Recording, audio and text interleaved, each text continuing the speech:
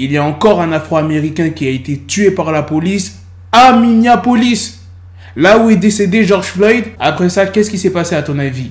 De nouvelles manifestations ont éclaté dans la ville. C'est de ça qu'on va parler dans cette vidéo. Je vais vous expliquer toute l'histoire. Il y aura aussi 2 autres news sur DMX, une bonne news et une mauvaise news. Sans plus tarder, let's go pour les news.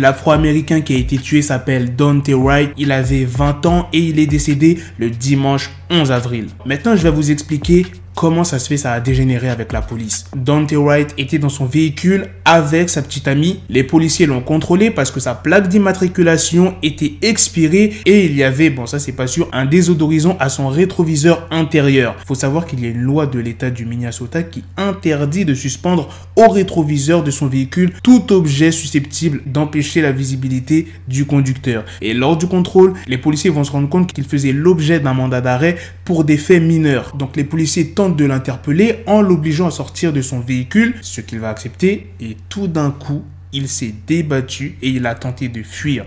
Parmi les policiers, il y avait une agente qui s'appelle Kim Potter. Kim Potter, je ne sais pas comment ça se prononce. Elle est la présidente du syndicat de police local. Donc, c'est quelqu'un qui a quand même beaucoup d'expérience. Et ce qu'elle va faire lors de cette intervention, c'est qu'elle va sortir son arme, puis tirer et tuer Daunte Wright. Et au moment où l'agent tirait les coups de feu, Daunte Wright, il est dans son véhicule. Il a fini sa course quelques mètres plus loin. Sa copine qui était présente dans le véhicule, elle est gravement blessée. Elle a été rapidement prise en charge et transportée à l'hôpital. Et vous savez ce qui est grave dans cette intervention, c'est que l'agent, elle s'est trompée d'arme, puisque dans la vidéo, on l'entend crier à plusieurs reprises taser. Elle a tout simplement confondu son taser avec son arme à feu. Et comme je vous l'ai dit, c'est une agente qui a beaucoup d'expérience. Elle a 26 ans de carrière dans le service de police du Brooklyn Center. Donc c'est pas un policier qui a fait 2 ans, 5 ans. Non, 26 ans. Du coup, après ce drame, il y a eu de nombreuses manifestations à Minneapolis, malgré les mesures de couvre-feu prises par le maire de la ville. Il y a plusieurs véhicules de police qui ont été détruits, des pillages. Il y a même le président Joe Biden qui s'est exprimé en disant « Ce qu'il s'est passé est vraiment tragique, mais je pense qu'il faut attendre de voir ce que nous dira l'enquête.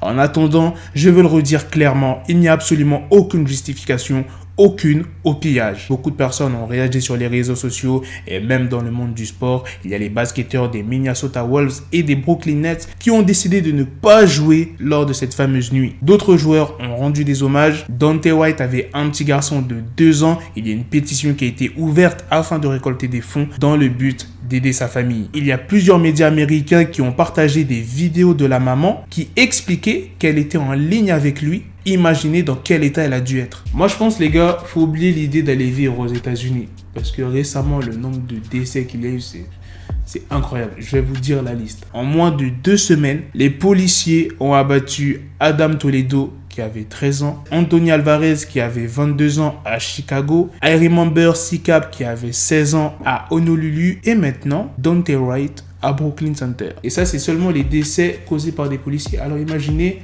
gang, des personnes qui veulent commettre des meurtres. Franchement, je ne pense pas qu'il y ait un jour sans qu'il y ait de meurtre aux États-Unis. C'est obligé, il y en aura forcément un chaque jour. Maintenant, passons à la deuxième news sur DMX. D'après Billboard, les streams de DMX ont augmenté de 928% depuis sa mort. Entre vendredi et samedi, DMX a généré 75,5 millions de streams. C'est le morceau Rough Riders qui a été le plus écouté, 9,59 millions de streams. Il y a aussi 101 000 disques qui ont été vendus entre samedi et dimanche, soit une augmentation de 1036%. Donc ça, on va dire que c'est à peu près une bonne news. Malgré qu'il soit décédé, DMX, il a généré beaucoup de streams, qui va générer beaucoup d'argent, et cet argent, ça va aider qui? Eh bien, ça va aider sa famille, ses enfants. Donc, en soi, c'est une bonne news. Maintenant, passons à la mauvaise news. Il y a plusieurs rumeurs qui circulent comme quoi les proches de DMX auraient besoin d'une aide financière pour organiser ses funérailles. Mais la famille s'est exprimée sur ces rumeurs. Ils disent il y a eu quelques rumeurs après le décès de notre cher Earl Simons que nous aimerions clarifier. Nous ne vendons pas de produits dérivés et nous ne collectons pas d'argent pour les funérailles d'Earl. Si quelqu'un demande de l'argent pour ses funérailles, sachez qu'il s'agit d'un escroc. Nous tiendrons le public informé des dispositions prises pour les funérailles et le service commémoratif. Ça veut dire qu'il y a des gens qui se font passer pour la famille de DMX en demandant une aide financière pour organiser les funérailles. Non mais est-ce que vous vous rendez compte? C'est-à-dire qu'il y a des gens qui essaient de se faire de l'argent sur un mort. Voilà les gars, c'est la fin de cette news, c'est aussi la fin de cette vidéo. Dites-moi dans les commentaires qu'est-ce que vous en pensez de ce jeune afro-américain qui a été tué par la police. Je vais vous mettre la vidéo sur mon compte Snapchat, je la mets pas sur YouTube parce que déjà il y a les copyrights et parce que la vidéo risque de sauter. Donc allez sur mon compte Snapchat, je vais publier la vidéo. Pour ceux qui l'ont déjà vu, donnez-moi votre avis dans les commentaires. Moi je vais vous donner mon avis. Quand j'ai écouté l'histoire et que j'ai vu la vidéo, les deux côtés ont fauté. L'afro-américain et les policiers. Pourquoi l'afro-américain? Les policiers ont tenté de l'interpeller. Il a décidé de prendre la fuite. S'il n'avait pas décidé de prendre la fuite, il serait encore en vie. Ça a été ça son erreur à Daunte Wright. Et l'erreur des policiers, c'est pas tous les policiers qui ont fauté. C'est la femme Kim Poté qui a déconné. Parce que de base, elle voulait prendre son taser et elle a pris son arme à feu. Ça veut dire que si elle avait pris son taser, il serait encore en vie. C'est une mort vraiment bête. Bref, rest in peace, qu'il repose en paix et... Vraiment force pour la famille, c'est vraiment, moi ça me fait mal pour son enfant. Son enfant a 2 ans. Dites-moi dans les commentaires ce que vous en pensez des 2 autres news sur DMX. Sur ce, on se donne rendez-vous très prochainement pour d'autres vidéos news. Prenez soin de vous la famille. Peace! Got the bezel, had to switch my schedule on my dick, she Lego, never Lego. Her mouth stuck up on me, so I call her Velcro. Till I need my dinero pendejo. Hit my metro if it's about to pencil like it's Go Diego. Make it right on schedule. Got the pistol on me with the dick, extend the bitches in the back just like a fucking echo. Ay, that bitch told me you got pencil dick. She grip on my dick like a selfie stick. I got a big gun, I need help with it. To wet your babe up, Michael fell with it.